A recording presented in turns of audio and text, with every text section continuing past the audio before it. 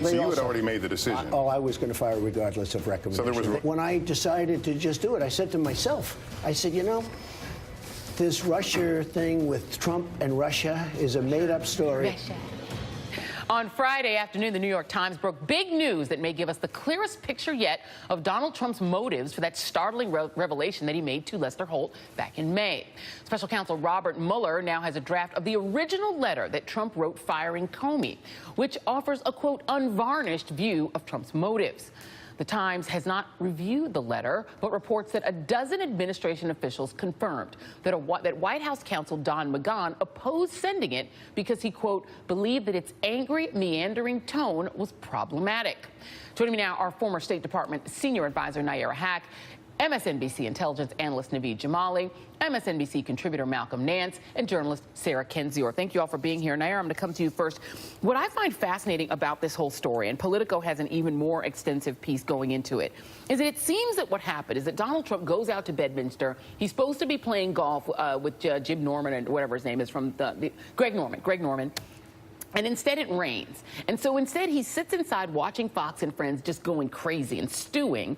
And he winds up writing this screed with Stephen Miller in which he's like, darn it, why won't Comey exonerate me? And it seems the thing that really triggered him was Comey saying he was made nauseous by helping Donald Trump win. So are we now looking at Donald Trump literally just having sort of a breakdown, I guess, and being angry, not so much about the big picture of Russiagate, but because Comey doesn't like him? Oh, and this is so much of what he did in the campaign and what he's doing now is just to appeal to certain people and to get certain people to like him, right? He did a massive speech in Afghanistan about a week ago, and the next day, instead of meeting with veterans, decides that he has to go out and do a campaign-style rally. So that is constantly his motivation, is the public adoration, the crowds underlying all of this. Add on top of that, he wants certain people, these strong men, to also like him. So he has Putin that he wants to appeal to on a regular basis. Putin and the Russian banks that are directly connected to him have given the Trump industries a ton of money in the past because throughout the course of the bankruptcies, no American bank would give him money for his bankrupt ventures, so he had to go overseas. So we know all of that, which comes in direct conflict with the actual role of the presidency. He is not able to separate President Trump from the presidency and the rest of the United States and what our national security really needs. It all comes down to the personal motivation and how he feels in that moment. And you know, Naveed, I love having you do this. I want you to just look at this from Russia's point of view, okay? When you're looking at someone like Donald Trump, who clearly cannot get past the fact that one guy, that the FBI director, was nauseous that he got elected, so it's all about his election again, and it's this sort of, this sort of desperation to have people acknowledge the election, and then the B part of it, that he won't protect him, that Sessions won't protect him, that he wants to be protected. Is that to you consciousness of Donald Trump's guilt that he colluded with Russia, or is it something else? Well, I think that, from a lawyer standpoint, he's the worst client. From a psychoanalyst standpoint, he's the greatest client because there's no layers to him. He's the most transparent person there is. When you think about intelligence, the goal is manipulation. And I think that someone like Trump is easily manipulated. We've often heard that he will do whatever the last person in the room said to him to do is what he will do. And so from a Russian perspective, I think they would have looked at him and said, this is someone who is manipulative. But they are concerned that he is unmanageable. And I wrote about this, and I really feel that the Russians probably did part of the process to recruit someone is suitability. And I think when they went through the suitability process, they said, this guy's unmanageable. And I think that's probably why they targeted Kushner and Flynn and Manafort and all the other people around him, is it was easier to get to those people and have them indirectly manipulate Trump than it was to actually get to him directly. Right. But the broader Russian goal is to wreak havoc in American democracy. Right, of course. So it's not to have necessarily certain allies and certain actors. They just want to create a mess for Americans. But, and Sarah, he also does have this authoritarian piece to his personality, that there's this also demand that everyone around him be scrupulously loyal to him, that the only thing that matters is that everyone affirm his election over and over again, tell him how great his election was over and over again, and protect him from whatever it is that's coming. I wonder if, I don't know, it speaks more of Donald Trump being just sort of a needy actor who was Russia's sort of convenient foil than being somebody who was sort of with it enough to sort of concoct a conspiracy. Am I wrong about that? No, I mean, I think it's a mix of both. I think he was with it enough to be part of this conspiracy. I don't think that he was necessarily the person who organized it, you know, at all levels, but I certainly think he was aware of his actions and, you know, didn't find them to be immoral or unconstitutional in any way.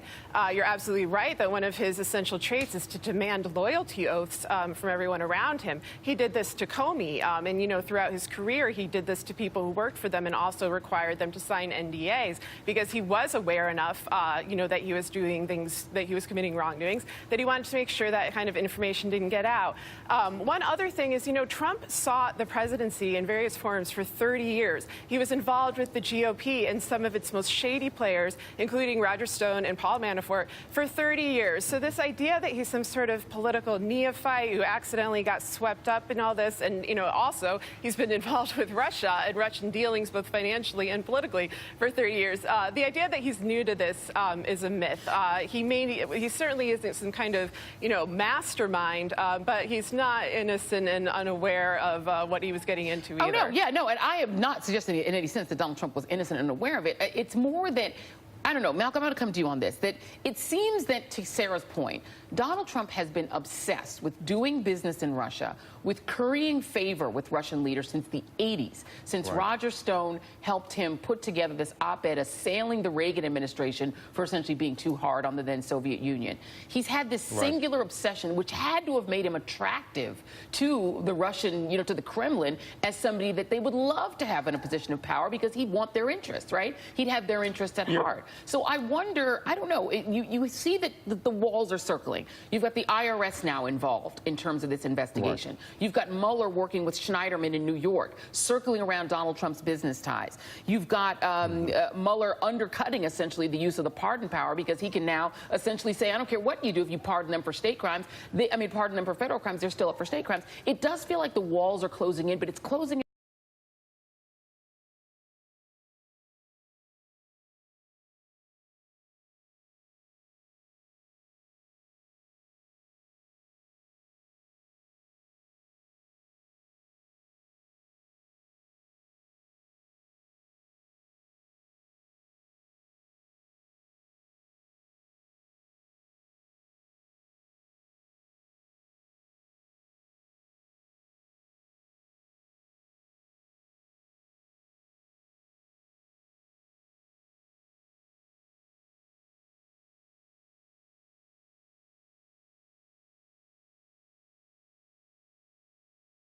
Vladimir Putin would be looking at this player, and then by 2013 he would say, I'm going to have this guy in my pocket even if he doesn't amount to anything. He's very influential in the United States.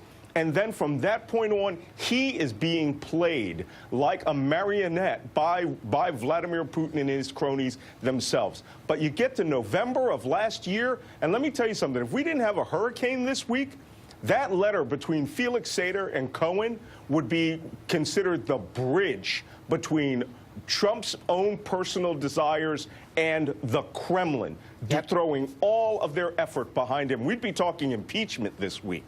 So I think that everyone is looking at it a little too short-sightedly, and you have to understand, Mueller is tearing his past life finances apart because he needs to know, were the Russians manipulating him financially from the start? Right, and Sarah, if you have somebody that the Russians have been in his pockets, essentially, since the late 1980s, rescued him from financial collapse, courting him to build hotels. This dance has been taking place for more than 30 years. Is it credible to think that with that level of contact with various people in Russia for his business needs, for his need, that Donald Trump couldn't, that there couldn't be something that Russia has on him? I mean, doesn't that seem logical? Of course they have a lot of information about him. They've been dealing with him for 30 years. You know, he's been visiting there repeatedly. His children visited there, you know, with Felix Sater.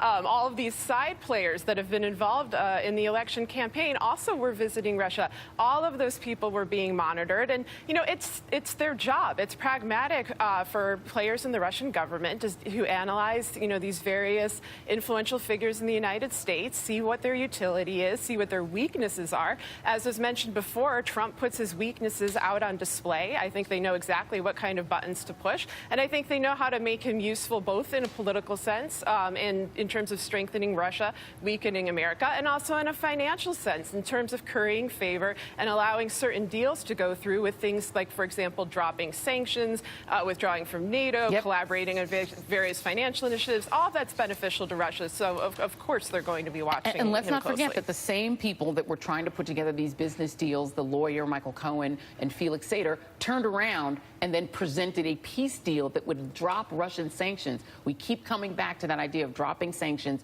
and helping the Trump sort of circle out in business. It's coming together. Let's just put it that way. Nayyera Haq, Naveed Jamali, Malcolm Nance, Sarah Kendzior, and people all have fresh haircuts and everybody's looking good. Thank you very much. I like the beard situation Naveed is rocking. Everybody looks good for our return to AM Joy. And we're coming up at our next hour. Thank you.